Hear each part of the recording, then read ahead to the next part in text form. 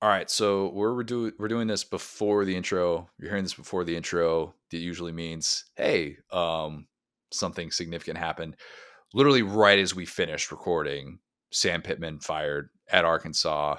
Something that we had talked about when we actually broke down what happened. Just Notre Dame's offense running through Arkansas like a hot knife through butter in ways that you just never see an SEC defense look so unbelievably embarrassed. But Sam Pittman out after 6 seasons, I guess, during his 6th season at Arkansas. Bobby Petrino is an interim coach in the Southeastern Conference, Will.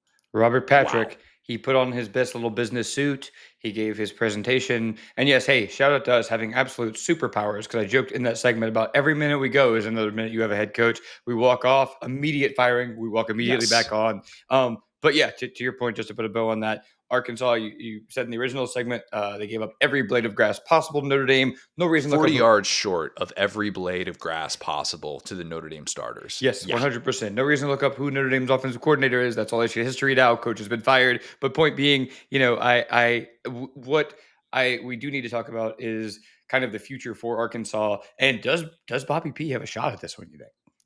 Bobby P has a shot because when you're desperate, desperate times call for desperate measures. This is a job interview for Robert Patrick Petrino. And if there's a thing that Arkansas fans are rooting for right now, it is now, oh my God, could we get back what we thought we once had? And that is how you become more interesting. I don't know that it's how you become a better football team. Time will tell.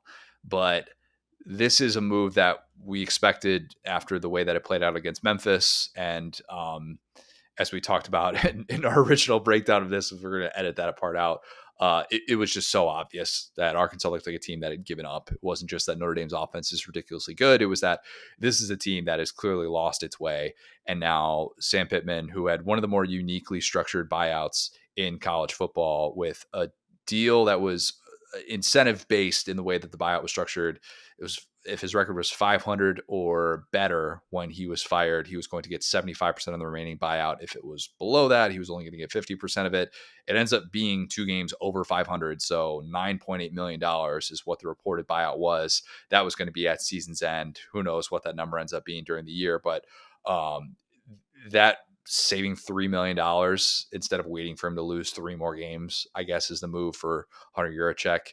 And a new era of Arkansas football could have Bobby Petrino. I'd still probably bet on them getting a group of 5 coach, of which there are a lot in this cycle, which we outlined last time with like Alex Golish and GJ Kinney.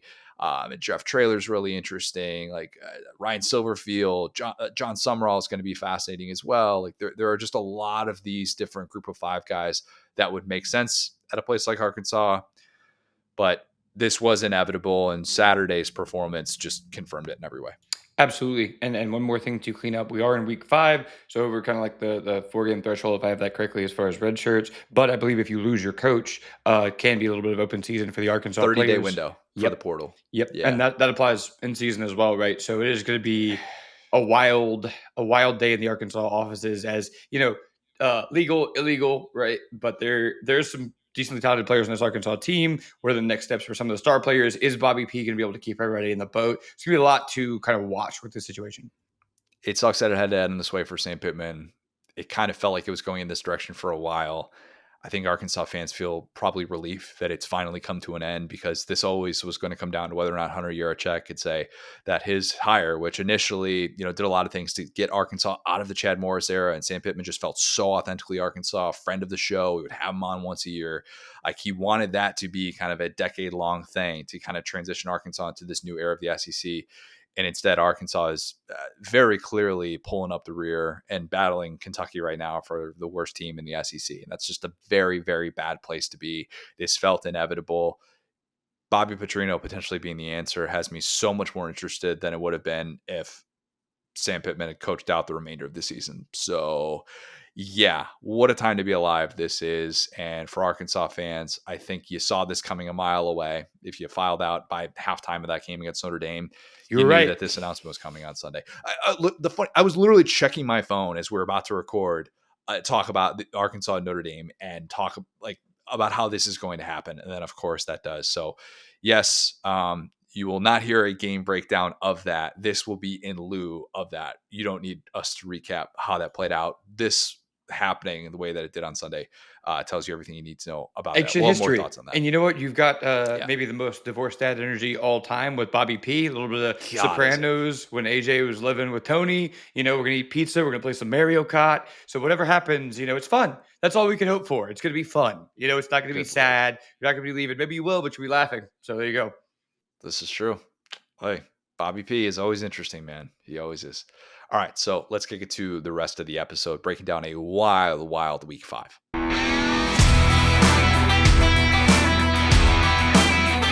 Hey, what's going on? This is the Saturday Down South podcast. Subscribe to Saturday Down South on YouTube. I am Connor O'Gara. Will, week 5 was carnage. Just a wild, overstimulating weekend of college football, and I loved every second of it. I don't think you loved every second of it. I mean, carnage is a great word for it, right? It's actually the test of can there be too much good college football? Because I think 2 good games on at the same time is all I can handle. I think the third game is where I start to, like, my ADHD is acting up and I'm looking over and I'm like, what is going on this third screen? And, so yeah, it was an incredible day in the SEC. Talk about Penn State, Oregon a little bit off air. That was another great one. So I'm not going to say like an all-time, I don't know, man. You throw in that Friday slate too, where FSU loses, TCU, Arizona State was a sneaky good game. This is Mount Rushmore for sure. Yes, Friday night, the way that played out with the field storm at Virginia to knock off Florida State was just the start of a crazy weekend. And everybody was kind of tweeting out like, this is what we're in for in week 5. This is going to be pandemonium. And by the way, thank you, Danny Cannell, for having the Saturday morning clarity of, well, college football is just going to be crazy this year. This is, and he's right. The fact that game after Florida State losing for the first time, just peak DK. Look, I know the feeling of seeing your team lose and watch other teams be like, see, nobody's good.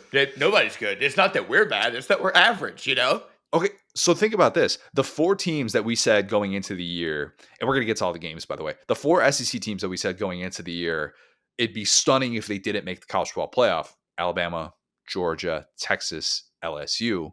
All those teams have a loss going into October. So that's at least something. It speaks to it. And this weekend, you see 3 of 5 top 5 teams go down. And one of the ones who didn't go down was idle Miami. I mean, 4 of the top 8 went down. James Franklin is now 4-21 against AP top 10 teams. Who could have seen that coming? How did I not make that my lock of the week? The hard ceiling on Penn State. I mean, it's like the 30 for 30 voice. What if I told you Miami was the only non-fraudulent team in America? And it's like they were smart to set their schedule this way during like Blood Week or whatever, where they just didn't have to play. So good on them. Really, really smart. Maybe the smartest thing Miami's ever done was just saying, guys, we're gonna lay low this weekend. Had a nice monumental win last week, and we're just gonna chill. We're just gonna chill out this weekend. It was carnage week 5. It was absolutely awesome. But so we're gonna get to all that. First, quick word from our friends at Dabble. You guys know, if you've been listening to this for a while, Dabble is the place for daily fantasy. If you like watching college football with some sort of interest, Dabble is the place to do it. It is one of the newest and best apps in the DFS space. Let's see if I can actually speak on this Sunday morning. The social function, it is second to none. They offer a wide variety of sports making picks, but let's be honest, DFS is absolutely awesome for college football, for NFL. That is the place to do it. Use the promo code SDS2 when you sign up today. Receive $25 in bonus cash. No deposit required. Again, that is promo code SDS2 for $25 in bonus cash, courtesy of the good folks at Dabble. Well, let's start with Bama going into Georgia and beating the Dogs in Athens, something that hasn't happened at home since 2019, something that hasn't happened in a night game since 2009. Hear me out. Toby Keith game, Kalen DeBoer. I feel it, and it feels like that old meme with LeBron where it's like, hey, we could play him on Mars, we could play him with the stars, doesn't matter. I got Bama on this one. And like, we said it in the preview, everything was different that we liked about Alabama in these previous matchups. No Nick Saban. It's on the road at Georgia. We always talk about they never get night games, but they win all of them that they do. They should get more. And boy, howdy, was this an offensive masterclass by our boy Ryan Grubb. Have we ever said that game was an offensive masterclass after a team got shut out in the second half? When you say it like that, but against the team, it's all context. It's on the road. It's against Georgia, a good second half team. I think all that matters. I stand by it. Yeah, it's wild to think about how much things have changed for Kalen DeBoer over the course of the last 4 weeks, because 4 weeks ago he was done. And we said a lot of very negative things about him on these airwaves. You heard Doug Maurice come on our show and say it's Rich Rod at Michigan. He's done. This is done. It's not working. Year 2, people were digging up his buyout, assuming that Bama would pay Jimbo Fisher levels of money this year to fire that guy.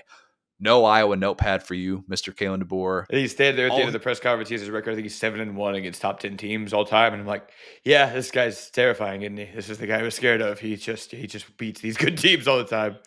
7-1 against the top 10. He's 16-3 against the AP top 25.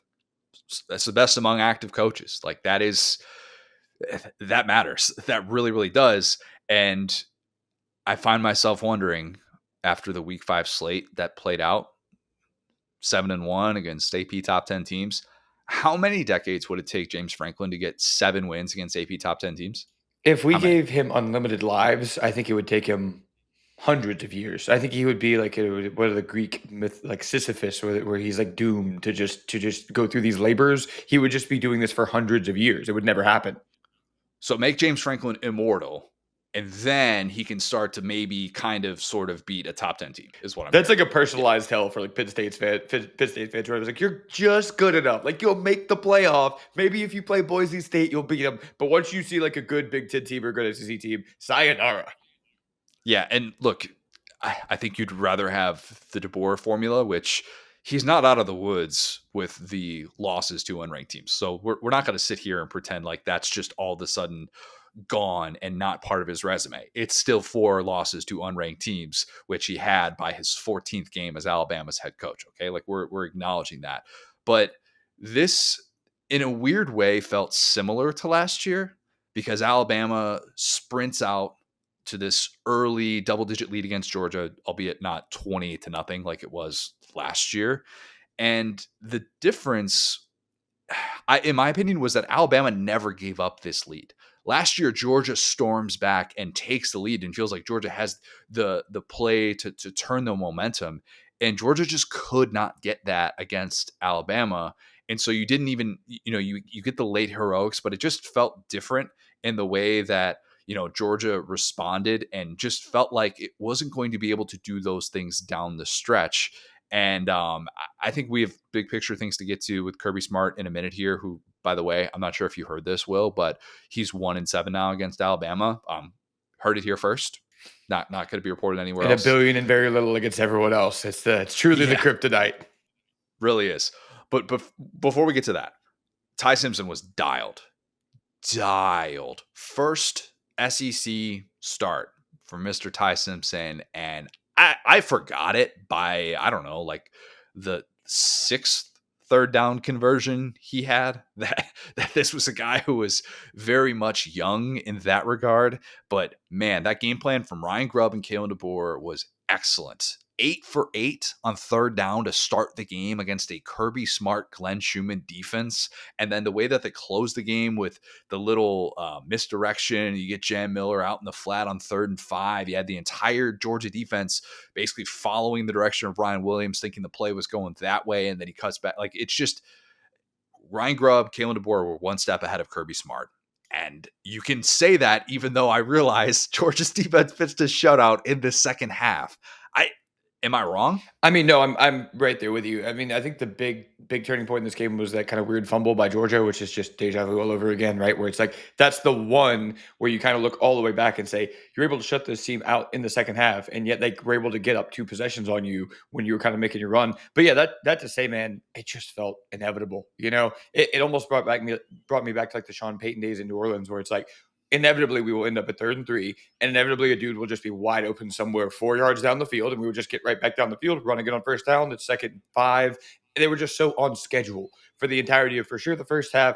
Second half, again, not as great. They also missed like the saddest field goal I've ever seen. So you almost kind of want to like honorarily give them points, so but you also want to subtract points for how bad it was. It's like, you did enough to get those points, but you executed so poorly. I want to take them away from you, fancy football style. So it's not like they were inept in the second half, but it's like they were playing keep away and it was working. I thought that was why Kalen DeBoer brought his guy back. That was what you wanted to see from Ryan Grubb coming into this season. And to me, that was the exact type of troubleshooting adjustments that Bama needed to make. And maybe not so much in game as it was week to week. But I, I even watching this in the beginning, Will, I don't know if you felt this way too. When Ryan Williams has the dropped touchdown, I thought that was going to end up, and this happens on the first Bama drive. I thought that was going to end up being a play that we look back on and go, man, Bama, you need to be able to make that play. You can't drop those opportunities and win at Georgia. Like that's just always going to come back to bite you. And that didn't happen. Ty Simpson did not let that happen. Williams, Bernard, Isaiah Horton, they all had 5 catches apiece. Caden Proctor caught a screen for 11 yards. It still counted as a run, Oh, but this was an SFW, not safe for work. I mean, they were playing with them, bro. And like again, Georgia's a great football team. Like that's the other part of it is it's not like they came in there and beat them by 30. Georgia did a lot of things right in this game, and the vibe we got from them in the Tennessee game, they were just as much of that team, yesterday. But when you get Caden Proctor catching passes and just running that people was over, swagger. it's like I mean, again, like we talked about, Bama's been joyless murder ball. With Ryan Grubb, this ain't joyless. This is hilarious. Is Caden Proctor better in pass catching than he is in pass protection? Some people are wondering. He was like, "Hey, Will Just Egbert, I heard you saying I was overrated. Watch this PFF." Can you imagine how I've had to look that up? What's Caden Proctor's rushing grade? Because it counts as a run, which is so weird, even though it's a caught pass. Can you imagine being a Georgia defensive back and seeing that play unfold? 359 pounds. As Holly Rowe reported immediately after that play. Holly Rowe thought he got into the end zone and thought it was a touchdown, which was weird. But Holly Rowe reports afterwards that Caden Proctor underwent a 9-week weight loss goal to get to 359 pounds. That was the slimmest version of Caden Proctor, and it was still, oh Lord, he coming. Oh Lord, he coming. We got a big boy grilling on the roof. And I mean, there's so much to this play, right? Because we hear about it every offseason. We joked about with Florida putting on good weight. It's like, he's got good weight. He's got good weight. Like, what does it mean? We saw it. They didn't lie to us. He's an athlete out there. And then secondarily, you kind of feel for these Georgia DBs, to your point, where the spotlight has been on them. They didn't have a great game. Behind them, you got Kirby Smart screaming in their ear. And in front of them, you got the Goliath that you got to go tackle and end up on TikTok if you miss. Randy Nabulsi, who does great work covering all things Georgia, pointed this out afterwards, that Christian Miller, decorated Georgia defensive lineman, needed to probably give those Georgia defensive backs a little bit more help. And instead, he's kind of trailing the play in the way that it developed. I guess. I don't know that there's anything Kirby Smart and Glenn Schumann could have done to prepare for 359-pound man who moves like Caden Proctor catching a football in space. That's when you know that those guys on that sideline are feeling themselves. Yeah, that's when you know. That was a Zoom call on the defensive backfield. There's so many business meetings taking place. Nothing for me, thanks. I'm gonna go stand over here. Yes. And the most encouraging thing for Bama, besides all the obvious stuff with DeBoer, is from an individual standpoint. Caden Proctor, Ryan Williams, Ty Simpson, Bray Hubbard. Go back to those, and by the way, Bray Hubbard had the forced fumble in this one and has played like a man possessed post week 1 after he just got called out by that guy, and their other for loafing, as we mentioned, against Florida State. Just a bad clip, and he has since apologized for it. All 4 of those guys got dragged. And if you want to look for the difference in Alabama's performance from week 1 compared to week 5, those 4 guys really reflect. And yeah, you can point to like Tim Keenan coming back. Jan Miller makes the big time play at the end. I mean, I don't want to sit here and pretend like Jan Miller was the difference in that game or anything, but those 4 guys looked night and day. And that they stepped up big in those moments and showed us that we were going to play the results with this. Alabama looks like a team that has fixed those week 1 issues. Doesn't mean they're out of the woods, but that was, if you were going to convince us that you had fixed your week 1 issues, you were going to play a game like that with those guys specifically shining. Yeah, I mean, I think it wouldn't be unfair to say Alabama is the scariest team in the SEC right now. Caden Proctor is certainly the scariest receiver in the SEC. We can say that. But no offense, Chris Brazzell. It's the fact, Chris Brazzell, man. Anyway, so but it's the fact of it's not Derrick Henry. it's not, one guy. It's not, when these Alabama offenses have had like a star where you're like, if you could just stop this guy. It's the fact that some of these struggles have made them better. It's the fact that Ryan Williams has had the jumps or the drops. So we've seen these other guys step up. We've seen Horton step up. We've seen your boy Jeremy Bernard step up. They don't have that factor back, but Jam Miller has been enough. Ty Simpson is not Bryce Young, but it's been enough. And he doesn't anymore try to make the hero play. Even in week one, he wasn't bad. You know what I'm saying? He was just average. And so having that week one loss in the 12-team playoff era, I joked about it with Brian Kelly, but there is something to it where it goes, hey, our backs are against the wall, but we're not out of the fight. And all this doubt, like you can't fake desperation. After week one, there was very real desperation in Tuscaloosa, and we've seen 3 teams in a row have to be in therapy with Alabama's offense. I don't think we definitively know. I'm not going to sit here in the last weekend of September and pretend like I have a real feel of who's going to win this conference. Okay, and I say that even though we all made our preseason predictions and all of that, and you could point to the 5 teams that are undefeated right now in the SEC and go, "Oh, wait a minute, those 5 teams have a combined 2 appearances in the SEC championship ever, and they're both by Mizzou, and they were losses." So I'm not going to sit here and pretend like I have the power ranking, the hierarchy figured out. But to your point, if we're asking the question, who is scariest? Who on their best day has shown us so far that they are the most invincible, unstoppable team? The Alabama version that showed up in Athens on Saturday night is it. I feel good saying that. Doesn't mean we're going to see that version all the time, and I would put money on the fact that we won't. But if you're talking about who can get up for a big-time game played anywhere, the team that just improved to 3-5 away from Tuscaloosa under Kalen DeBoer, I think that's really the question that Alabama answered on Saturday night. It was fair to question this team's upside. I think it was really fair over the course of the last month. And they embraced the us against the world stuff. They'll have to continue embracing that moving forward because they're about to get all the praise in the world. We'll see how that works out leading up to Vandy. We know how it worked out last year, okay? But if who can be the best team on a given day is a title that's up for grabs, Alabama currently owns it. Yeah, and I mean, it's not just the offensive part of it. It's the fact that what we didn't like about last year. I think the discipline on defense is a little bit back. I think the way they were fitting the run, even on a day. Still got hit in the run game pretty good though. If there's a flaw, that's probably it right now. Like allowed over 200 on the ground, and like Georgia did some good things running the football in this game. No, I know, but in terms of remember last year, they were like yelling at each other on the field. You know what I'm saying? And when you're giving True. up a big day on the run, it's really easy to start pointing fingers if you're a team like that. And the way that they were able to bow up and say, "Hey, we're not going to score in the second half. We're going to do just enough." I mean, that Josh McCray touchdown where he gets hit by like 6 dudes and like powers through all of them, right? It was just such a moment in football where it's like, strength on strength, strength on strength. But I think it all comes down to, hate to say it, the Cash Jones play. I know we're going to get to it, but when you needed it, it was there. You know what I'm saying? True. Very, very true. Let's talk about the Georgia side of this, Will. I'll ask the question that I think a lot of people are asking right now. How does Kirby let that happen? 13 third down conversions. 13. To me, that's more where this game was won and lost as opposed to the 2 key plays late. The 4th and 1 call that you mentioned. If you missed this, if you forgot about this amidst a wild weekend of college football, Georgia has 4th and 1 in the red zone. I think they're on like the 8-yard line, whatever it was. They're down 3. A field goal ties it. A touchdown would have given Georgia a 28-24 lead. With the way that Georgia had been running the football, 7.2 yards per sack adjusted carry, it ended up being in this game. I was perfectly okay with Georgia going for it. And I know Kirby gets dragged and everybody immediately does the thing on 4th down, which I hate. I can't stand that.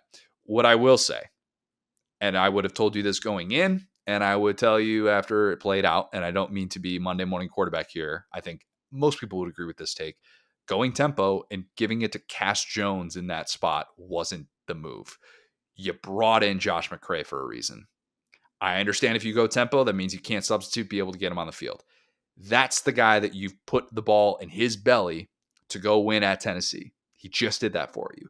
That's the guy you put the ball in his belly to go pick up that touchdown and run through 6 different Alabama guys to be able to push across the goal line. That's the guy that Brett Bielema said you definitely tampered to be able to get. You paid a lot of money post-spring. use him. Okay. That's more so the issue that I had with that play. That is your short yardage, down and distance guy. He is your Jerome Bettis, But your you know late what's career crazy, Jerome bro? Bettis. I don't even hate at this point trusting Mike Bobo to put it in Gunner's hands because that's. I mean, look at the 4th and 6th play against Tennessee. I just feel Bobo like this called a was. good game again. He He called a did. good That's game what I'm again. saying. This is kind of the only thing you couldn't do because at this point, like a pop pass, a swing pass, a screen pass, swinging it out wide. That's how they got. Like they had one of my favorite plays is the goal line pitch, and that's how they got one of their touchdowns. That's kind of Bobo's wheelhouse is to get that 1 yard when you need it. So Yeah, spread you out. it was just kind of the only thing they couldn't do, really. Yeah, Kirby said afterward he had no regrets about that play. He said he would do it 10 times out of 10 again. Think that if they make a block, LT Overton doesn't blow it up. The problem Sure, is LT things were Overton. different there. Yeah, if Alabama did LT Overton, they would be Alabama. Exactly. Yeah, like LT Overton, he's only going to make 2 or 3 of those big time splash plays in a game, but they're splashy. I'll continue to say with LT Overton, when number 22 makes a play on a football field, it's like a Mack truck, and I'm not going to sit here and pretend like you're going to block that guy 10 times out of 10. So that obviously kind of pushes back on the logic. So I'll agree to disagree with Kirby on that part of it, even though I like the aggressiveness. I like going for it in that spot. And if you kick a field goal when it's 4th and 1 and you're averaging 7 yards a carry on the ground, you get dragged for that too. Like people just play the results way, way too much with that. But the Ellis Robinson jumping on the pile play, that was a very un-Georgia-like moment when it happened. And when it played out, even Herbstreit was beside himself. What are you doing? What you can't, you have to know in that spot, you're just not allowed to do that. And by the way, he targeted and they didn't even look at that. I can't remember who it was. Ryan Williams. Interesting day at the office for him, for sure. Yeah. Oh my gosh. Ty Simpson picked it up anyways, so I don't know that ends up being as big of a play as we thought. Obviously, it extends, it gives them 15 more yards and whatnot. But the other key play late, I guess depends on how you define late. The drop touchdown that Georgia had that would have taken the lead was rough. And we're having different conversations here. If that ball is completed to Taylor, Gunnar Stockton, excellent downfield throw. I mean, beautiful downfield throw. That ain't on Bobo. That ain't on Gunnar. That's on a true freshman having a very 2024 Georgia-like moment when Georgia could ill afford to have that play out. Georgia would have taken a 28-24 lead. Instead, it just felt like more of the same in that moment. And Georgia wasn't good enough to overcome mistakes like that in that game, at least not consistently. So they got the breaks at Tennessee. They didn't get the breaks against Bama. I don't know that anything that happened on Saturday night necessarily changes my opinion about who Georgia is on paper. Time will tell. Secondary still has some issues. They still lack game records in the front seven. Like I'm not all of a sudden just like throwing out the things we thought about Georgia going into this, but obviously this is not going to, if they had come out and beat Alabama by 28 points, we're saying just hand Georgia the SEC title now. That did not happen. And instead, Georgia, instead of separating itself from the rest of the pack in the SEC, it's going to be a dogfight to get to Atlanta. Pun very much intended. Yeah, I mean, we're all just witnesses to Mizzou and Vandy, right? No, but I think at the end of the day, like, yeah, I think it is worth kind of zeroing in on that. We looked for the DBs to improve for Georgia. I'm not exactly going to say that they had a bad game, but they didn't have a great game, and that's probably what they would have needed to do.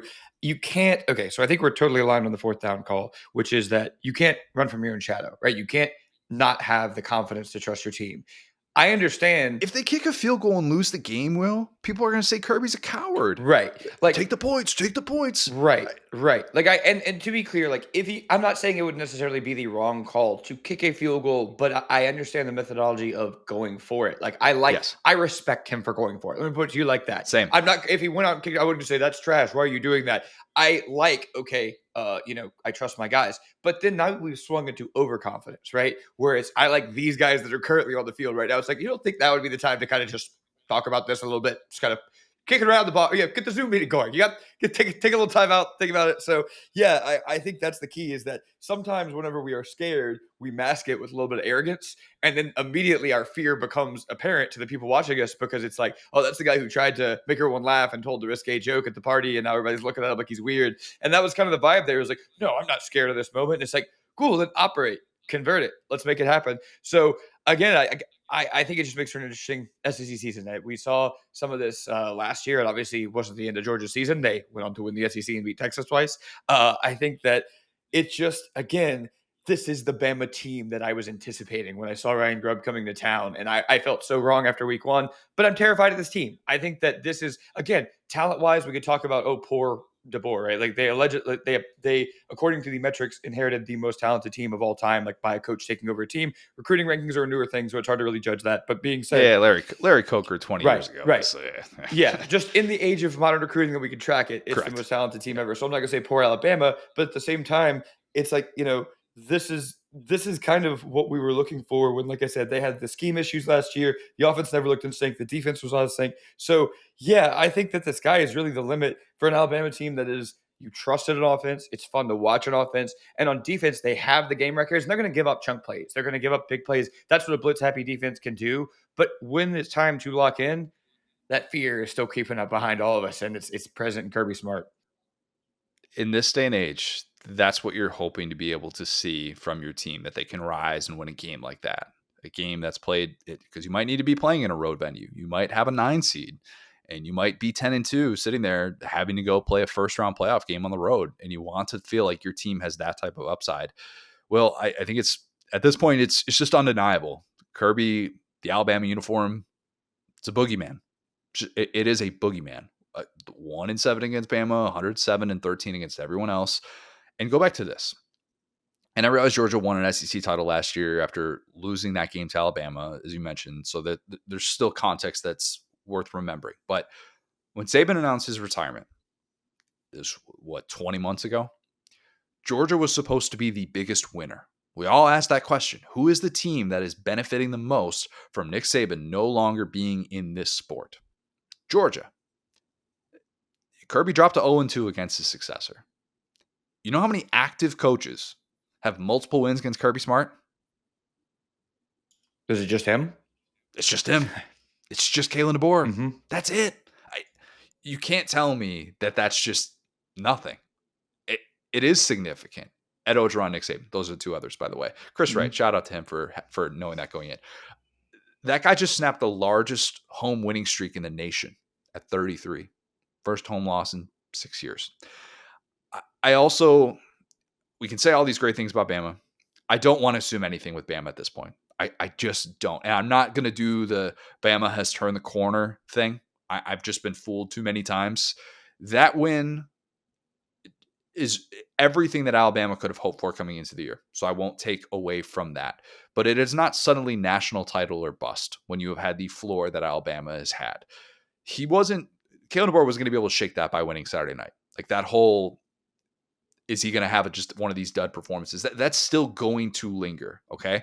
But what I've said forever about this hire is that in this new era of college football, Greg Byrne did not hire Kalen DeBoer because he believed he would be 11-1 or 12-0 on an annual basis like Nick Saban was. He wasn't hired to make sure that there is zero regression whatsoever from the greatest coach of all time to Kalen DeBoer, okay? Ideally, Kalen DeBoer was going to have a team with a path to 10-2 and a spot in the playoff every year. If he could have that kind of floor overall, even if it meant losing one of these games that you're not supposed to lose when you're Alabama, then that would still be enough to have a seat at the table. And that's what it's all about in this day and age of college football. Maybe sometimes it would hit right and it would lead to a national championship team, but he's shown now that he can win big time games. And if you get him on that stage, nothing is holding Kalen DeBoer back. And that's maybe the most freeing thing that an Alabama fan can have on this Sunday morning, even if they don't feel like this is a perfect team. Yeah, I mean, absolutely. And the things that kind of we didn't like was the losses to inferior teams. Not going to dump on Tennessee last year because they were kind of about equal last year. But the good news is for Alabama, you look up and down the schedule. Hey, Vandy, ranked this year. Mizzou, ranked. Tennessee, ranked. Any other coach should be going, oh, no, this is a murderous show. DeBoer, it's like, hey, these ranked teams are the ones that he's mowing down. You're the ones you got to worry about in the trap game. So, yeah, I mean, this is just such a fascinating hire. We talked about it at the time. In the era of NIL, when all the Joel Klatz and Dave Portnoy's, great performance by him so far, by the way, and Danny Canels are saying like, oh, well, the SEC's cooked. They're all poor down there in the South. Alabama, which was just able to give people free chargers, and that was it. It's like, this is something new. this is a wrinkle that we couldn't have anticipated with Kalen DeBoer. Every day of Kalen DeBoer's life is something that really we've never seen before. And I think that gives you an ability. To your point, it gives you a chance. It gives you a seat at the table. Whereas if we'd gone and hired, random ex-SEC coach, if we had made the uninspiring move, I feel like I know where we would be. And it maybe some of those disadvantages would be present in Bama. But you hired a guy who was able to capitalize at Washington when they were not the big fish. They were able to out leverage other people with better resources. So now you're looking at Alabama with this very good roster with a coach that's used to doing more with less. And in moments, it will be the funniest thing of all time. We've seen it. We saw it week 1. We saw it against Vandy. But in these other moments, you go, especially with Ryan Grubb, I get this one. This one could be kind of scary for all of us. And if Ty Simpson's going to play at that level, scary, man. Real scary. As confident as he's looked in any moment of football during the 4 years that he's had at Alabama. No doubt about it. All right, well, this is going to be tough. This is going to be tough on a variety of levels, and not just for you personally, but I'll explain why it's a little bit tough for me to stomach as well. Is Lane Kiffin a big-time coach now? Is he a big game coach? So we've talked about, his record in one-score games and stuff. I think that this game says a lot. I would argue more about the Georgia win last year for that style of a thing. I think that it means that they're at least on LSU's level. And if you're LSU, the money you spent, Lane was quick to bring that up. Like, that's part of it. I know this is a long answer, but he was quick to bring up all the money disadvantages and all that. I think for LSU, you go, we're at least on the same level as Lane Kiffin, and that's not good. Yeah, it's not. It's not. And what a week for Lane this was. His daughter's in a happy relationship. Great E60 doc on him. Go listen to the Ryan McGee interview. Awesome stuff that was. Loved having him on this week. Really quick, who had a scarier week? Kirby again seeing his shadow against Nick Saban, or Whit Weeks barfing on the field in front of his girlfriend's dad? And getting hurt and leaving this game in a loss. Really rough week for him, yeah. Not great. His brother had a really dumb penalty too. Not ideal. Probably not ideal. There have been better weeks. See what I mean? Oh my gosh. Yeah. Better weeks in the Weeks household than the one that they had. Lane gets the last laugh with all of that. 5-0, Ole Miss is with a top 5 win under its belt. Over did not hit, despite Lane's many questions about it afterwards. I thought Lane's always on top of this. Didn't even come close. I mean, he's 43 total points. That would be the funniest thing. So we learned from this that Lane actually doesn't know anything about gambling, and he's just been trolling us the entire time because, the over actually was not close. And that's kind of the problem if you're LSU. Almost covered a 1.5 point spread, though, as a 1.5 point favorite. A little bit annoying to hear people say LSU was upset by Ole Miss when Ole Miss was technically favored, but whatever. We don't need to get into that again. Just use a different definition. I'm certainly upset. You definitely are. And look, I'm admittedly upset as an LSU national championship picker. But before we get to that, it is truly wild to think about how confident Trinidad Chambliss played against what I believe is a top 10 defense in the sport, maybe even better. I don't know what LSU is going to finish with scoring and all that stuff. I don't think there are 10 defenses that would be more terrifying to play on a weekly basis than what LSU has done so far. Well, if you had told an alien who had never seen college already. Sorry, go ahead. If I told an alien. If you had told an alien who had never seen college football before until Saturday, they just dropped down onto earth. And don't you know it? They're at the Grove. They're feeling the Ole Miss vibes. They go to the Square the night before. And they just had themselves a little time and a little college football weekend. And they watch what unfolds on Saturday at Vaught Hemingway. Do you think the alien would have been able to figure out which one of those two quarterbacks was billed as a top 10 pick and which one was playing Division II football last year? What does the alien say watching this play out the way that it did? Yeah, I mean, that was just a special performance by, you talked about Trinidad Chambliss, Hotty Toddy, I'm sweating. That dude is so electric. I think the fact that he can do it on his, with his legs, with his arms, he made so many big time throws in this game, third down and these big moments on fourth down at the end of the game. Another shout out to Daquan Wright. That guy is a unit, man. He felt like he was everywhere on big the field. Boy. Yeah. He's been really, really special for them. And I'm just amazed. I'm truly, is Trinidad Chambliss an alien? Some people are wondering. Maybe the alien looked at him and said, "You're one of us. Come aboard our UFO. Join us. You're not worthy of being here on Earth," because 300 passing yards and 50 rushing yards in 3 consecutive games First SEC player in the last 30 years to do that. They had that stat on SEC final, and I was like, what? That is truly insane. And you could poke holes in the defenses that he had faced so far, but to continue that against LSU, it's unbelievable. And I'm not saying that he is necessarily going to rethink the way that we talk about college football, but I think that working through his flaws, which is getting passes batted at the line of scrimmage because that guy ain't 6 feet, there's no way. Mm-hmm. He still just finds a way. And Will, as a fan watching your defense try and slow him down, how helpless did he make you feel at so many different key moments with how slippery he was at recognizing when he had a running lane? Because whenever he took off, I mean, maybe after the first quarter, it felt like he was going to get to the sticks and be able to keep a drive alive. And that's really the best thing you want out of a mobile quarterback. Yeah, I mean, first off, I'll say, like, when Ole Miss's offense was on the field, it wasn't like I was scared in the same way that I felt for Alabama. It was just more about how many chances are we willing to give this offense. I feel like as the game went on, because early in the game, and even in these key moments, talking about the forced fumble, we talked about some of the things LSU was able to do. Gosh, man, that PI pick, by DJ Pickett. The Pickett, yeah. That if that's not called in that game, and I do think watching it back, that was PI. We'll get to a DPI that was a bit, or an OPI later with Chris Brazzell that was ridiculous. But that play, if that happens, it changes the entire complexion of the game. LSU's up 14-3, but instead you have to make that call in that spot. I think DJ Pickett, a freshman in that spot, was always going to get whistled for that one-on-one in coverage. If your hands are 6 feet long, you can't use them in coverage. That's kind of the point there. Sure. You got to know how to be a little bit better in there. We saw some of that. He's 6'8" now. Yeah, he just keeps getting, every day he's growing and getting more handsy. But yeah, no, like, and so point being, I think that how about this? I enjoyed my time when LSU's defense was on the field in this game. So I can't say I was scared of Trinidad Chambliss because I was thinking, thank God, at least I don't have to watch LSU's offense. I do want to give Ole Miss credit for this. That sounded really big brother. I know. I want to give Ole Miss full credit because Pete Golding's defense lost so much. They were one of the most obvious SEC unit regression candidates coming into this season. And I know LSU's offense has issues. We're going to get to those in just a second here. It should not be ignored what that unit did and how uncomfortable Garrett Nussmeier looked against those 3-man pass rushes. Drop 8 coverage, and Ole Miss was feasting. This is exactly the type of win that Lane used to not get, and now he's getting them. At Ole Miss, and this is year 6 for Lane, before Saturday, Lane's teams, when they were held to 24 points or less, were 2-11.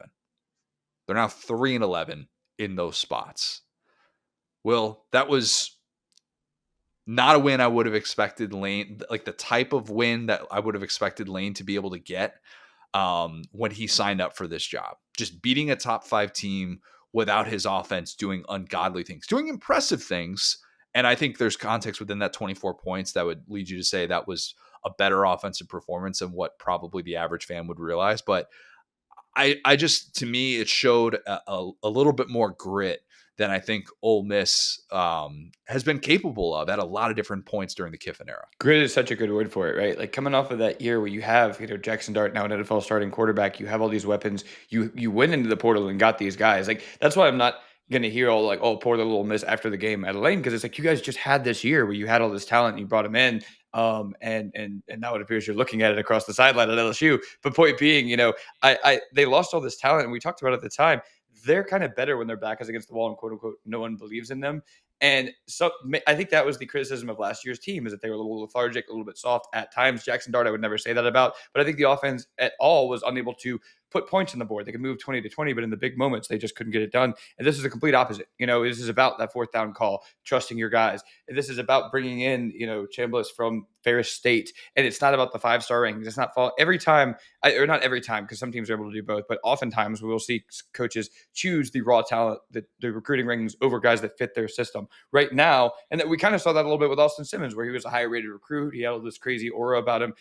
Chambliss runs the system perfection. Lane Kiffin, Charlie West Jr. as play callers. I think that they're all in sync right now. Again, kind of like we talked about with Alabama, not one guy in the run game or anything, but enough to get it done. Not exactly one guy in the pass game, but the system is what we're buying into. And I think it worked very, very well when it needed to in those big moments. And just really one more thing on that. It's not about having 1,000 yards. It's about what do you do on 3rd and 4th down? What do you do when your back is against the wall? And I think Lane answered those questions. It'll be weird if we end the season and say definitively that Trinidad Chambliss was a more clutch quarterback than Jackson Dart. It's early for that. It's very, very early for that, but they keep winning these one-score games. They've won 3 one-score games, and I get it. The Kentucky one was Austin Simmons, but he just makes plays down the stretch. He's a very hard guy to be able to get off the field. Saturday was exactly why people were questioning LSU's national championship upside during the first month of the year, really post Clemson. Apologies to Brian Kelly. We are allowed to question the LSU offense. It was fair to bring that up. First question, last question, whatever question. Every question. And I have even more questions today. I do. No Caden Durham. Aaron Anderson goes down early. Thought that really hurt their passing game with the things that they like to do. They felt like they were losing offensive linemen left and right. But this offense is a mess. It's a mess. Garrett Nussmeier does not have the zip on the ball that he needs. Even the long completion that he had early in the game, I was like, kind of a ball that felt like it was up for grabs. Ends up being a really nice long play. But real quick, let me jump in here because I actually got something on that. So after the game last night, went back and watched the SEC championship game against Georgia. I know that was that random game was out of hand. 3 years ago. Yeah. The game was out of hand, right? But you go back and watch his touchdown to DeRay Jenkins. He's escaping pressure from all these Georgia swamp monsters, throwing off his back foot across his body, hitting DeRay Jenkins in the back of the end zone effortlessly. Then I went back last year and I watched some Quinn Ewers. And he looks like Quinn Ewers from last year.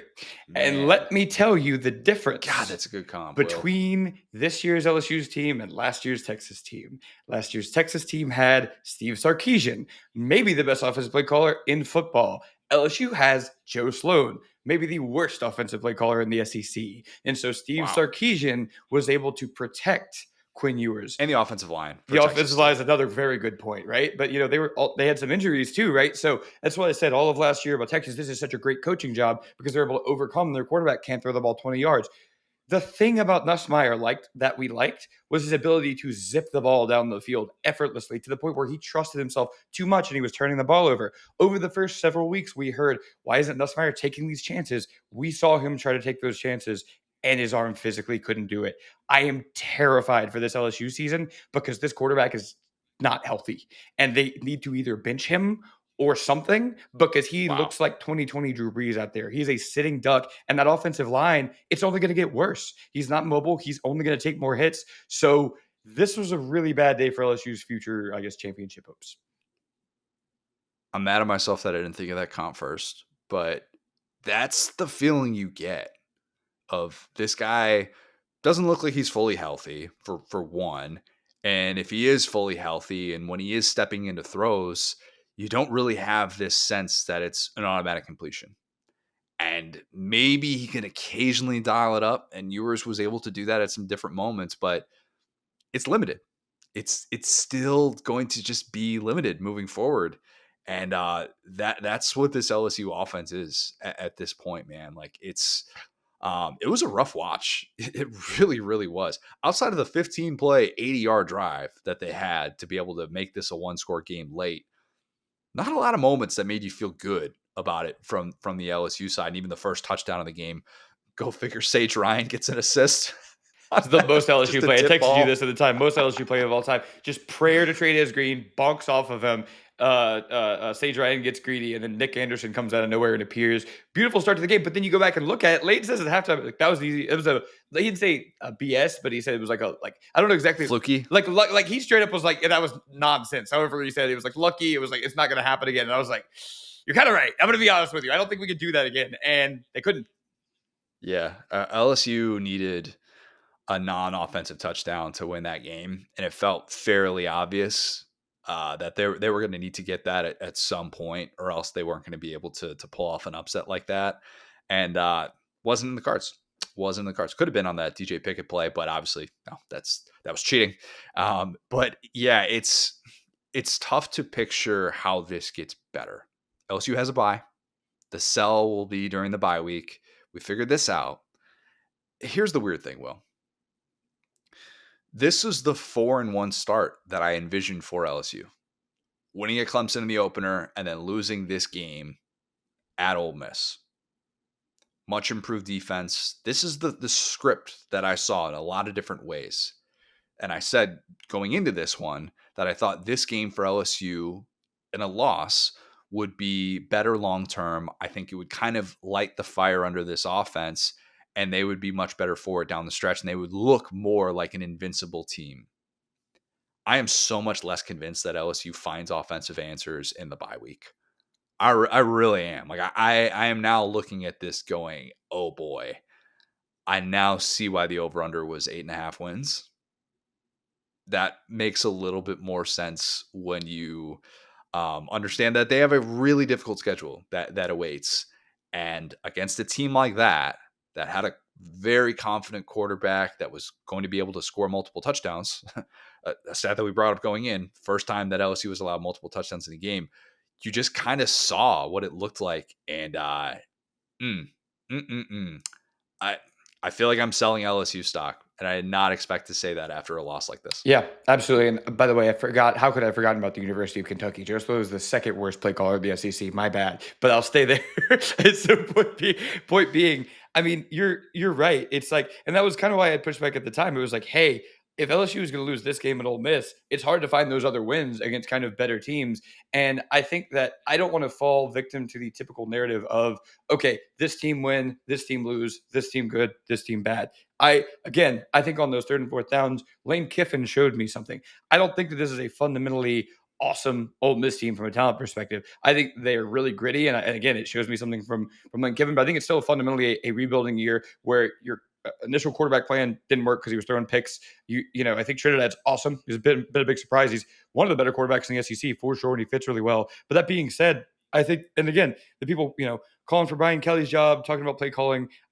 I don't think that's exactly what the issue here is. I think we talked about Caden Durham's injury, Aaron Anderson's injury, Garrett Nussmeier's injury. I think if you had told me that those 3 people were not right, pretty much no matter what was going to happen. So it's not as simple as that, I think, but it's deeper than that where it comes to LSU's championship hopes because, okay, Joe Sloan's a bum. Cool. Take away play calling duties. We could figure that out in a way. Brian Kelly's been around long enough where we could probably figure something out. That's not going to fix this. It's that and something. It's that and we either switch quarterbacks, we get guys healthy, we got to change the blocking scheme. Like that offensive line is dog. And so point being, and again, a lot of good recruits on that line. A lot of guys LSU was happy to have in the building, unable to develop and coach them. Really big problem for Brad Davis. Like really. So I think that almost no matter what happens from here, LSU is making changes in the offensive staff. But I think, is it going to be a savable season is all we're answering at this point. Well, even the 4th and 1 where Nussmeier calls the timeout and just can't get the play off quick enough. Gets over to the sideline. Kelly's ripping him. Going, man, we need that timeout, man. Look up at the scoreboard. We're going to need that timeout in the final 2 minutes of this game. And not being able to have that processing thing. He's made a few of these decisions in each of these games that have, I mean, maybe not as much against Clemson, but a few of these decisions each game that make you go, are you there? Are you with it all up here? Or are you just thinking about how you're compensating for whatever you're working through right now? It's just, I didn't expect to be seeing Garrett Nussmeier make some of these mental mistakes as well that you just can't have at this stage. And if you're going to compete for national championships, that's not going to be allowed. It just won't be. All right. Auburn, Texas A&M, somewhere over Laredo. Great song, Lainey Wilson. Somewhere an Oklahoma fan watched this game and said, yep, I've seen that Jackson Arnold before. That's the guy I knew. Credit A&M, credit a Mike Elko coach defense for holding Auburn to 177 total yards, forcing Auburn to go 0 for 13 on third down. Over 13. Big You thought weekend Florida for was the only third team that could do downs, that. man. Big LSU had 2 third down conversions, by the way. Ole Miss was 8 of 16. Yeah. Third downs were like the story this weekend. It was. My gosh, the Jackson Arnold Hugh Freeze marriage. It was not fun to watch. Will, this reminded me of when you go to like a party or something like that in college with your friend group, and you have a friend that's in a relationship, and you're always kind of waiting for them to have their public blow up or something like that. Yeah. And they're just making it a bad time for everybody else, and they're fighting, and it's a vibe killer. It really, really is. To be clear, from everything we saw, Jackson Arnold and Hugh Freeze weren't fighting, but they made it a bad time for everyone not in maroon watching that game. Once again, stop me if you've heard this before, Hugh Freeze gets to the post-game podium and admits Auburn probably didn't run the football enough. What are we doing? We're all looking for the guy who did this. Once we find him and apprehend him, we'll get it figured out. Once we figure out which one of Auburn's 6 play callers was at fault for this, that's the thing. We actually might not know. Finger. That's the thing. Actually, he might be able to say, actually, who is in charge of our run game right now? Hold on.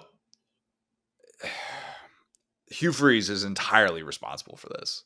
Entirely. And he took accountability for it, but what good is taking accountability if you don't do anything to fix it? Because this was not an obvious down passing game. Okay. But the numbers would suggest that Auburn was trailing by 24 points this entire game. Well, Jackson Arnold attempted 33 passes for 125 yards. It was a very 2019 Bo Nix stat line. It was. Yep. It felt like Auburn's running backs had 8 carries for 38 yards. How? What are we doing? This is Jarquez Hunter all over again.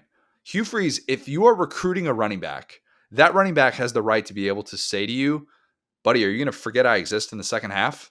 Why would a running back go and play for Hugh Freeze? Why? And think about Auburn. Just Auburn as a concept. War Eagle, Plains, our entire lives, their entire existence. It's been like, well, at least they got a running back.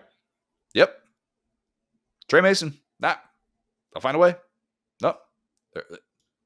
You guys are terrible. Oh, you got Tank Bigsby. Oh, at least you got something. Oh, you got Johnson. You got Jarquez Hunter. At least you got something. Nope, not anymore. Nope, none of that. My God. Auburn was a full yard better on sack-adjusted rushing yards per attempt compared to yards per pass attempt. And yet that happened. That disparity was just so bad. And I get you want to get it to your talented receivers. You have a really decorated group of wide receivers. I also get that your quarterback is either getting no time to throw, or when he is, he's off target or he's afraid to cut it loose. And he just ends up trying to scramble and taking a sack. It almost felt like Hugh Freeze kept calling pass plays to try and get Jackson Arnold's confidence up. The thing that got talked about ad nauseum with Auburn's camp this offseason, this confirmed it in every way. That was not an overblown storyline. That was a real storyline that we watched play out in real time against a top 10 team on the road. Justin Hokanson pointed this out, Will. It's not just the 0 for 13 on third down against A&M. Auburn so far has played 2 SEC football games, albeit both on the road against teams that are going to be going into October as top 10 teams. I get it. They're 3 for 28 on third down. 3 for 28 on third down in SEC play. Hey, wait, pause right there. To your point, okay, you bring in Lane Kiffin because he's an offensive mastermind. He was gritty. And you bring in Ryan Grubb or Kalen DeBoer because he's gritty. They can win these big moments. Hugh Freeze has just totally lost that ability. And whenever you see Hugh Freeze and his triumvirate back there cooking something up on third down, you're like, buddy, I'm going to go to the restroom. I can't. This is not worth it. It's Jackson Arnold try and scramble, and maybe you see a lane, or else there's just nothing that's going to be there. That's been the case. Now against Baylor, different story. Okay. It felt like they were a little bit more reliable in those spots, and there was more that was working in the passing game. But here's the problem. And this is essentially offensive whack-a-mole is what Auburn has done year to year here. Auburn's only turned the ball over once this season. So in that way, Jackson Arnold has righted the wrong of 2 years of Peyton Thorne. But he's not even a game manager, because outside of that downfield shot that he had to Eric Singleton early on the right sideline, really nice pass, really nice catch by Singleton. Outside of that, he just doesn't cut it loose. He just doesn't. and it's a tough watch. As much as it's not necessarily the end of the world to lose a pair of close games on the road to undefeated teams who, again, like these are teams that are very much going to be in the playoff mix probably deep into November. That's what we're looking at right now with A&M and Oklahoma. You're 2-8 in one-score games under Hugh Freeze, and it's your third consecutive 0-2 start to SEC play. And you're seeing the issues that are plaguing you in these moments. And you know that there are big picture issues that are facing your all-important quarterback decision. And that's troubling. That is really, really troubling. This was a game that Auburn fans thought they would not have to endure in 2025. They thought they had left that in the first 2 years of the Hugh Freeze era. And instead, nauseating. There are not enough negative words to say about what this Auburn offense did. And again, wasted a great performance by the Auburn defense. That's just been the MO so far under Hugh Freeze. Yeah, and I mean, you know what kind of sucks too? You talked about Oklahoma fans. It's like this almost makes 10 sacks feel less impressive because it just feels like Jackson Arnold's going to hover around five They or took six. 5 in this one. But he's going to hover around 5 or 6 every game. So jumping from 5 or 6 to 10, again, 10 sacks, I'm never going to shake a stick at it. But this is just what this quarterback does. He just kind of runs sideways and falls down, and it's kind of crazy. Well, and again, week 1, goodness, man, it was just so like vertical. Like it was just so he was going forward. He was so like north south, and it's so interesting what the game plan kind of devolves into because. Yeah, right now, like objectively, like let's take this. Like, what would you say Auburn does well on offense? When they can get their 2 really talented receivers in a one-on-one matchup, and it's a somewhat catchable ball, I trust them to go make a play. I would say that. I would say their backfield, when it is acknowledged, is not that bad. It's pretty good. Like it is, to me, a unit that is just going to be always at the mercy of their play caller, and that's tough. Like, how do you fault Jeremiah Cobb in this game for 6 carries for 28 yards in this one? And you could say like, oh, he and Alston, neither of them had a carry of 10 yards. Okay, I fully get that. 8 carries? What are you supposed to do with that? It's like those are growing on trees. It's like maybe if you had more carries, you'd find that. And instead, we get again. This is what I was kind of dancing around. Is like I hate how college football does sack because Jackson Arnold finishes the game credited with 15 carries for 11 yards. You take out the 5 sacks. There's some TFLs that could kind of be a 0-yard, whatever. But that's still 15 of your possessions ended with Jackson Arnold accounting for 11 yards, kind of running sideways. Whereas 4.4 yards per sack adjusted rush attempt in this. There we go. And so yeah, it's like guys. This is such an insane thing to say out loud. Take a page out of Mike Bobo's playbook.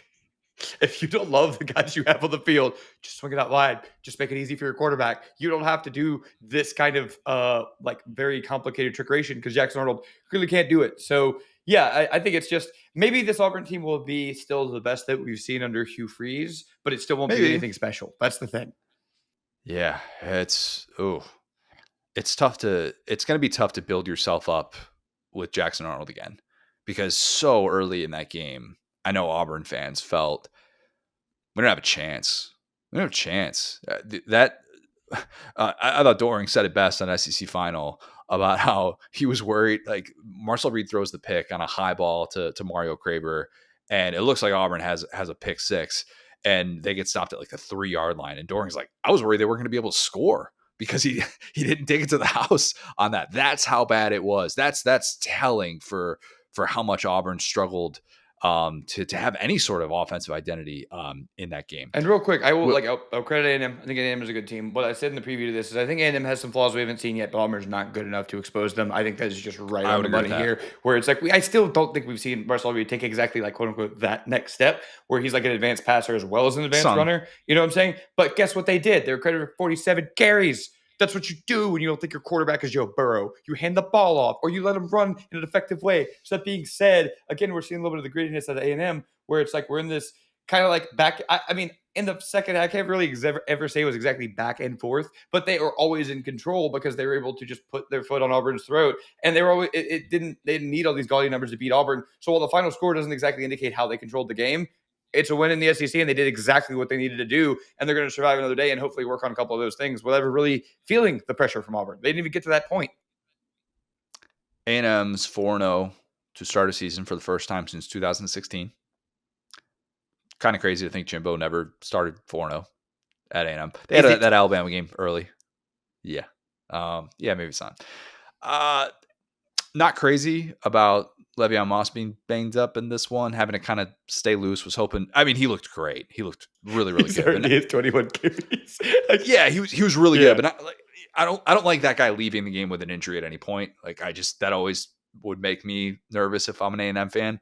Not crazy about some of the accuracy issues that we saw with Marcel Reed and the overthrow of Craver that ended up being just the biggest play of the day for Auburn, the most positive play of the day for Auburn. Not crazy about 13 penalties for 119 yards. Felt like this game lacked flow in a lot of different ways because of all the penalties. It was a really, really tough watch at different points where you just assume that you're going to see that yellow come up. And I mean, it makes it tough to get into a rhythm for both of these offenses, which I do think A&M's offense will have better days. But as Elko said afterward, when asked questions about those shortcomings, I don't mean to sound like someone else. I love that Elko does that. And he'll just casually throw his old bosses under the bus. Like Brian Kelly, don't care. Jimbo Fisher, don't care. Elko's the best, man. He's so dry-witted. As much as I want to stand up for media, in these moments and be like, hey, we have to talk critically about your team. You're in the top 10. That's just the way that this works now. I do love that Elko will go that route, and he doesn't really play the game of politicking and trying to butter up this person or that person in a post game. He's kind of underrated because he's like he barely talks, but what he does, you could tell he's kind of the smartest kid in the class. He's like, "Why are you talking to me right now? I'm just trying to do my count 4 homework and get out of here. You just saw that game. You saw what we did to them. Don't ask me dumb questions. I'm out of here. Like, come on, bro." Yeah. And like some of the things that he's done, like where he has kind of flexed, are kind of like I said, it's almost like the ex nerd who like kind of like started working out after college and is like, "Oh, hold on, like I might be kind of hot." He's like looking around. He's like, "I'm gonna get a little like vibe going. I have some bits I work on. Like, okay, like this is what this is now." Yeah, and I think for A&M, they want to see their defense show up. If there was a place to nitpick after the Notre Dame game, as great as that win was, it was, what's the Mike O defense going to look like this year? Are they going to be able to actually be a reliable unit? And in this game, I mean, Auburn just could not move the football through the air. Mostly, they feel like running the football. Let's see if Mike Elko can now do another thing that Jimbo Fisher never did, Kevin Sumlin never did: get A&M into the playoff. Undefeated going into the month of October is set up well. It really, really is. And if you look at these next 3 games, they're home against Mississippi State. We're going to get to Bulldogs, who they're going to be in a minute. Can't call them an easy out anymore. Mississippi State respecter on this side, man. Agreed, but still, Mississippi State not playing in an SEC road game just yet. Playing on the road at Southern Miss. Yeah, it's technically a road game, but you get what I'm saying. Yeah. So home against Mississippi State, then you're home against Florida, and then at Arkansas. Those are some bad teams.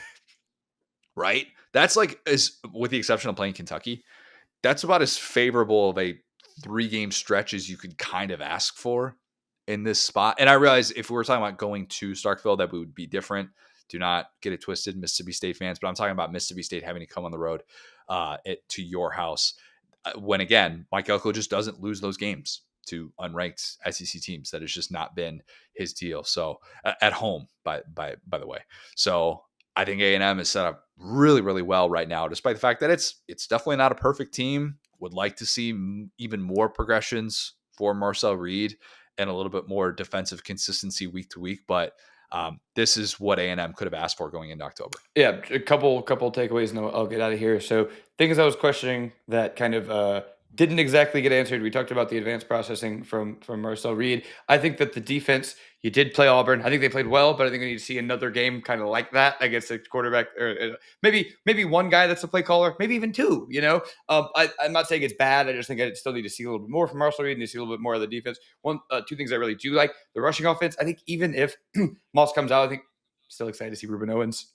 I think Scott Juice. He's still a guy. Like even if so, if Moss is banged up, Marshall Reed's still that guy. Ruben Owens is still that guy. I think the running offense is going to be just fine. And you already hit on it, but man, these receivers are just, even with a little bit limit of the passing game, we're still putting up consistent 100-yard performances from either of these receivers. You cannot guard these guys. This is such a interesting team. I wish they played Alabama this year. Casey Concepcion is electric. He's everything I hoped he was going to be coming over from NC State. And last year, probably a victim of the quarterback situation, the early season injury to Grayson McCall. Just you get reminded in college football, there are certain guys that are at the mercy of their quarterbacks. And, I don't want to say that I was locked in every single game that he was playing or anything like that, but you can kind of put two and two together and understand why he wasn't as good as he was a year earlier. But man, you see Craver like spending some time on the sideline in this one, and it's like, no big deal. I got Casey Concepcion. That's why you spend big on a guy like that in the portal. And I think he's been so reliable for Marcel Reed in the first part of this year. And if you're looking for an important box to have checked in the first part of the year, it's you feel a lot better about your passing game and not like your receivers are necessarily holding your quarterback back.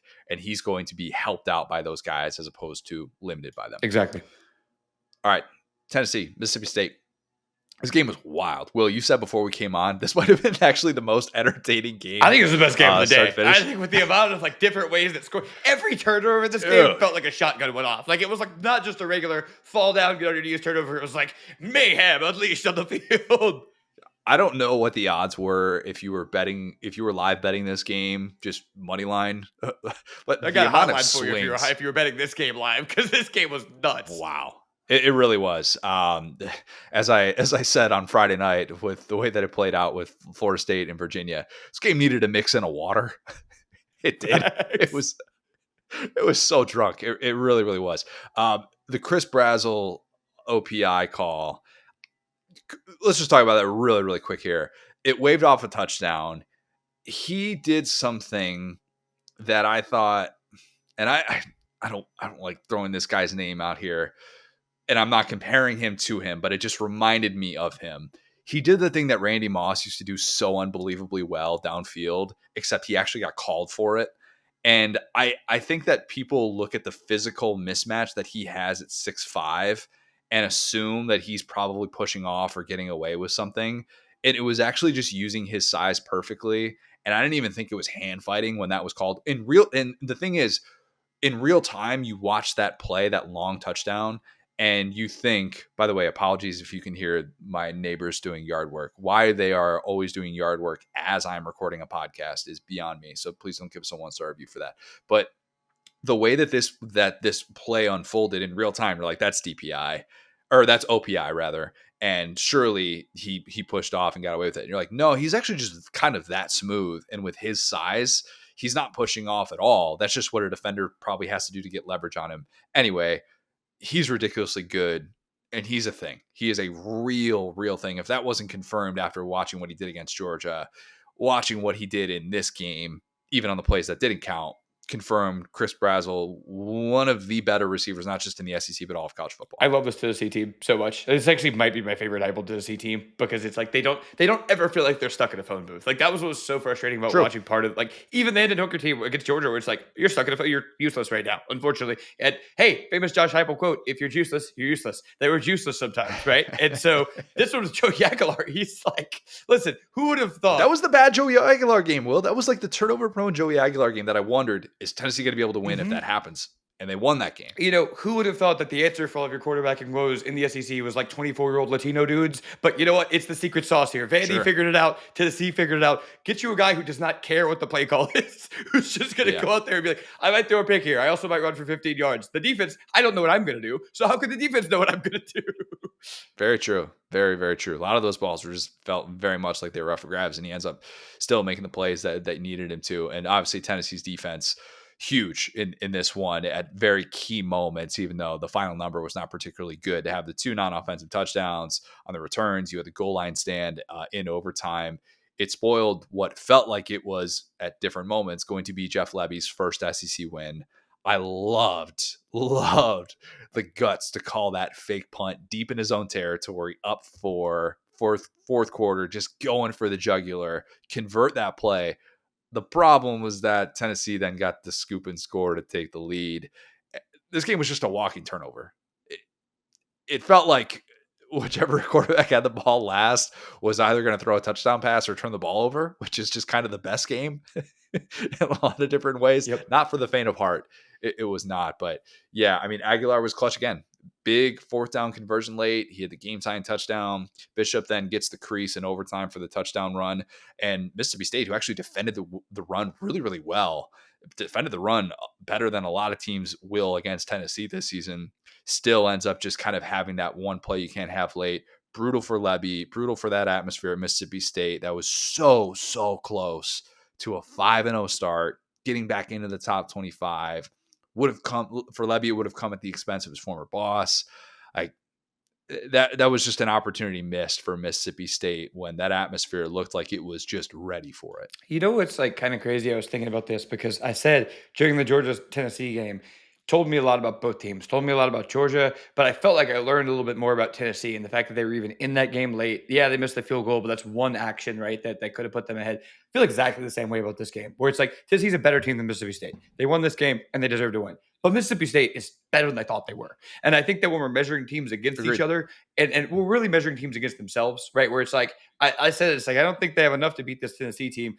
A program in Levy that was like losing badly to like Toledo, like it felt like, I'm not gonna say they made the wrong hire, but it was a couple of things. This mess was a little bit bigger, I think, than we anticipated, even with the Leach stuff, the year of his successor, all that different stuff. I think Levy also had some growing up to do as a head coach. Like, I'm not just going to pretend like, okay, if you had hired Nick Saban, you'd be in the same boat. It would take you this long to get around it. But at the same time, it does feel like he's figured it out. It does feel like he has a team with an identity. Fluff Bothwell, what a lad. Good old Fluff. Good man. old Fluff. Yeah. What a lad. Well, two things. He stuck with his defensive coordinator, which is really big. When they were just a doormat defensively last year, you could have bailed on that, and then having to bring in a new scheme yet again, and you're dealing with more turnover there. And instead, he decides, I'm just going to double down on this. I felt schematically good enough about the way that this played out, and he stuck with Blake Shapen as his quarterback when he could have looked at him and said, let's just go into the portal and get somebody that's younger and newer, and I can just kind of build my offense. He said, no, I'm going to go with the experience. I like what he was able to show. I feel like I'm going to be able to execute my offense at a high level. You're able to pay for a guy like Fluff in the portal, which is just a weird sentence to say out loud. But like, you did these things that I think a lot of people would have gone in different directions after the year that he had year one. And this sounds like we're putting lipstick on a pig in some ways for Mississippi State, but they were worse than a pig. That's the thing. It was lipstick on a pig trough. So like, I got to give them credit there, because Tennessee probably expected to win this game by more than they did. And again, I think Tennessee's a great team. I did. Yeah. Yeah. They're going to win multiple SEC games and make it to a bowl game. I believe that. And that's what they'll have to do, obviously, to be able to make that happen. But at home, I don't know.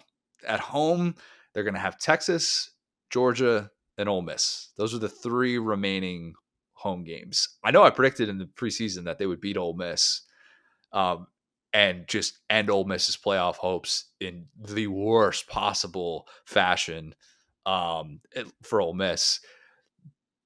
Maybe Ole Miss a little bit better than I thought they were going to be. But so TBD on that.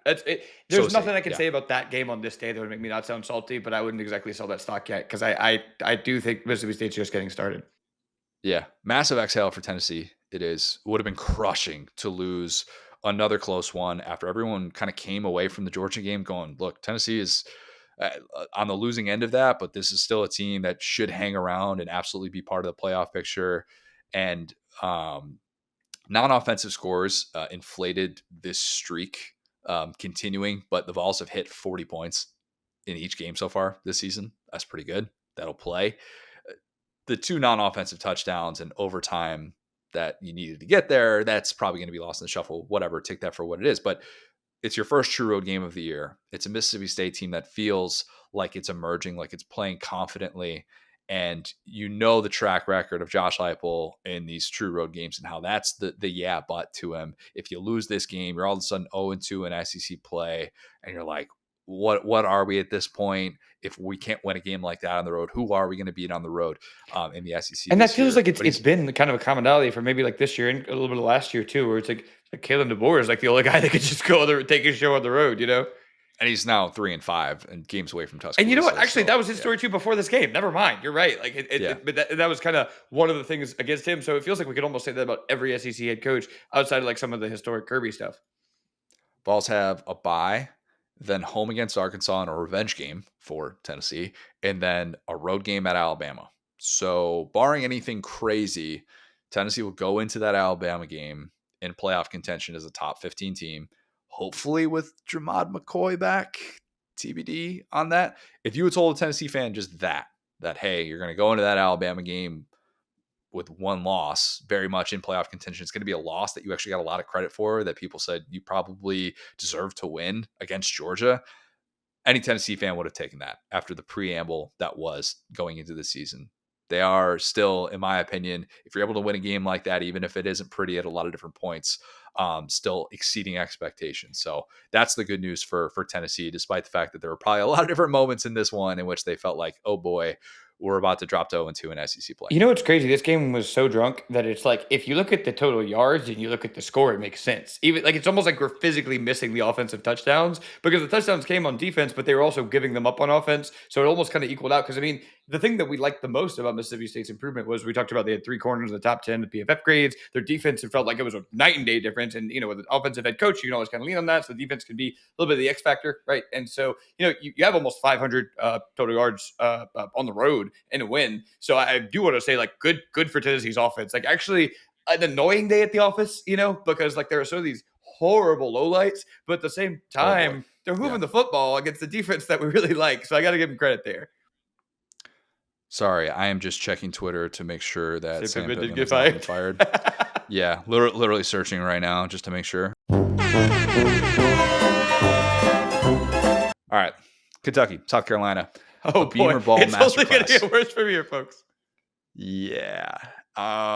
South Carolina would have won this game had it only counted Beamer ball touchdowns, which is just non-offensive touchdowns. Dude, you know what's so funny? Remember what I said in my preview? I said, this is the game. You better not need a Beamer ball touchdown to win this game. Young man, you better go run your offense and do whatever you want to do, but you better not lean on those, because they won't always be there. And boy, howdy were they there in this game. I forgot the Kentucky offense existed. They have 6 this year. They have 6 non-offensive touchdowns. Yeah, Dylan Stewart's sack that was returned for a touchdown, and then a pick 6 as well. Cutter Boley, rough day at the office. I felt bad watching him. First career SEC start in that environment. Not great. It was bad. South Carolina overwhelmed him. He was throwing it up for grabs just way too often. Not a stunner. But a reminder that Mark Stoops failed this offense with the personnel decisions he made this offseason. No need to revisit those. We've talked about that a lot. There was once a time in which beating Kentucky by 3 touchdowns for the South Carolina coach would have felt like a monumental feat. And I get, like, Shane Beamer he claps back afterwards. There was if you saw the story on Kentucky Sports Radio about how there was a Kentucky assistant who questioned, like, what Beamer ball was and if Shane was allowed to be attached to it. And Shane basically, this was like 8, and I think Nick Roush wrote about this. It was like a quote that came out 18 minutes into an interview that was only available on KSR or something like that. Sure. And Beamer listened to it. Very much listened to it. I love these coaches so much. Like, there are times in my life where I'm forgetting a guy's name or messing up a stat, and I'm just like, who's listening to me right now? Because these coaches listen to everything, dog. They listen to a lot, Will. They listen to a lot. And Beamer basically just clapped back afterwards and said, oh yeah, I'm still very much associated with Beamer ball and the way that it played out. Yeah, can't really argue with that. But South Carolina needed a get-right game, get the home fans feeling good after they haven't really had the home fans have not had a reason to feel good yet for South Carolina, because that weird rain-out game against, what was it, South Carolina State, and then you get blown out by Vandy, in which Lenore Sellers goes down. So good for South Carolina to feel good from that standpoint. And good to get the defense feeling confident again after Ahmad Hardy just ran all over him last week. Still a 100-yard day for Seth McGowan, who did one of the weirder things I've seen, which was do the chuck the ball at nothing in particular after scoring a touchdown, but watch it hit a fan. Hey, Connor, do you know who that fan was? So was that fan Lenore Sellers, like, grandpa? That's what he said. Grandpa? I can't tell from the angle if he is in a wheelchair or not. That's what I don't know. But he hit what Lenore Sellers said to me was his grandpa almost in the face with Kentucky's lone touchdown. That's all I wanted to say about this game, to be clear. I watched way too much of this game, and that's all I had to say was that they scored 1 touchdown, and the running back hit an elderly family member of the South Carolina player. That's when you know it's not your day. That's probably not a good omen. The football gods, I mean, there's almost nothing worse you could do when your offense is inept to flex that hard on a senior citizen, and it just happened to be. It always happens to be where you just look like a goof. Yeah. Seth McGowan, I don't want to sit here and pretend that was intentional. I don't think he was, but again, like Yeah. it's just unfortunate timing, with the way things ended up at Oklahoma. Not going to get into all that, but it's like a guy trying to have a new start, trying to have a nice season, and it's like I think you're right. I think he threw it to nobody in particular, and maybe it was like he was throwing it loosely to the fans, like somebody catch this, I don't want it, but nobody did. I'm going to give him the benefit of the doubt of that one. With how close the fans are there, and maybe you just kind of black out after you score a touchdown and you don't really know what exactly you're doing. Maybe the angle also made it look worse. Like he was like really, really that close, but I don't know. Throw it into the earth, man. Little spike never hurt anybody. I mean, this is a point too. Like it's easy to forget that Kentucky was like winning this game for a period of time before their offense started, peeing and farting and pooping everywhere as they often do, as they started just coughing the ball. It was like, okay, well, this is gonna happen. But anyway, like at that point in the game, it felt like a big moment of the game. And then now to kind of get cold take by the rest of your team's actions and be like, oh, this is all everyone's gonna remember before here, huh? Yeah, not great. Not great. Good to see Lenore Sellers get his legs back a bit. Plays that he makes in a game when he has the full arsenal available. It is still fun to watch. And they were a lot more willing to run him. So good to see that throw one of the most exciting players. That throw he made. It was funny because the broadcast, when I saw the replay of it, was talking about Mike Shula had worked with Cam Newton, Josh Allen, and I thought they were comparing him, but it was just saying that as a factual statement. Mike Shula had walked around. I was like, immediately was mad watching the video. Why would you say that? And I go, oh my God, this is one of the craziest highlights. Like very, very cool play by him. Which, if you're wondering, and maybe we haven't explained that well enough, if you're wondering why does Mike Shula have this job, it is great question because of what you just mentioned. It is very much so. Yeah. Anyway, South Carolina bounces back. They have a bye and then at LSU. Will, your level of concern as an LSU fan that Dylan Stewart tees off on Garrett Nussmeier? That game is going to be such a disaster, dude. You could really sell me a billion ways. I mean, last year the game was a disaster. Like that's the thing. Even when both of these teams were like, had aspirations, that game was a disaster last year. So it'll be a disaster again. Don't worry. Counterpoint: Blake Baker pressure packages against the South Carolina offensive line. That's the thing. Is like last year LSU won the game because Lenore's went out of the game. So it's going to be two quarterbacks who are.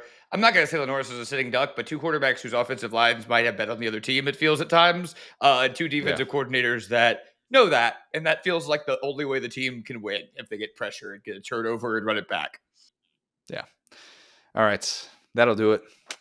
Week 6 is light, but I'm doing something that I haven't done in a minute, going to the swamp. So I'm excited about that. Going to see a little Arch DJ Lagway action. Preseason all SEC guys, right? I know it's just going to be a depressing thing to process, being there of like these guys who were so decorated coming into the season, and it's going to end up being like a 17-14 type of game or something like that, in which they're both overwhelmed by really good defenses. But nonetheless, I'm going to sell myself on it being exciting and looking forward to that. And thought, you know what, it's a lighter slate. This would be a really good opportunity for me to be able to make the quick day trip up to Gainesville, a couple hours away, and report back on Sunday for what we see. I hope it rains. I hope it rains in that game because it means they're going to. What? They got to run the Why football. Would you say that? Come on now. Open air press box. We don't hope it rains. I'm just saying. Not hope it rains. Got to get Jaden Ball involved. So I think if these OCs go, let's not air the ball out. Let's hand the ball off. I think it'd be a better game if it rains. This is true. All right. Please leave us a 5-star review. Subscribe to our YouTube channel where you can watch every single episode of the Saturday Down South podcast. Follow us on Twitter at the STS Pod, at Set Down South, at TJ Garrett, at Go So Hard. Thanks, guys. Talk soon.